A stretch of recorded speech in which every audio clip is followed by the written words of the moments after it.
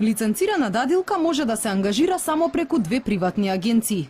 Ниту едно физичко лице не побарало дозвола од Министерството за труд и социјална политика, кое предвидува строги услови кој може да чува деца од предучилишна возраст. Тие мора да имаат диплома за завршено образование, да имаат лекарско уверение за здравствената состојба, да се психофизички здрави, да не им е одземено вршењето на родителско право и да имаат потврда дека не им е изречена казна за вршење на професија. Децата кои не посетуваат градинка да не се оставаат на чување со пријатели, соседи или познаници. За нив треба да се грижи соодветно образована и лиценцирана дадилка, велат психолозите, според кои првите 3 години од животот на детето се клучни за неговиот развој како личност. Затоа е многу важно кој ги воспитува децата додека се мали.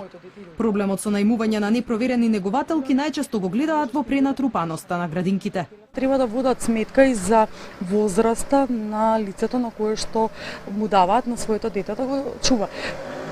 Некои луѓе кои што се во пензија, во зависност од животот кој што го водели или премногу млади, не би сакала да дискриминирам во однос на возрастните граници, меѓутоа треба да се води сметка со оглед на тоа да му се даде целосен капацитет, нега, емпатија на детето кое што му е важно. Алармот со ангажирањето на нелиценцирани дадилки го активираа родителите на 9-месечниот Даријан кој објавија видео снимка од негователката која физички го малтретира нивниот син. Таа им била соседка и подалечна роднина и немала никаква лиценца.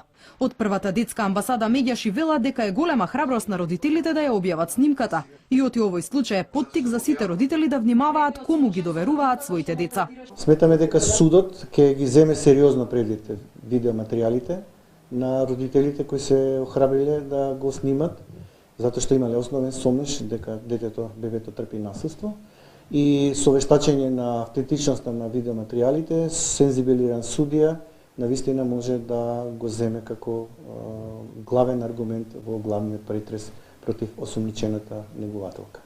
61-годишната скопјанка која го тепаше малиот Даријан по наредба на судот се наоѓа во притвор во истражниот затвор во Шутка.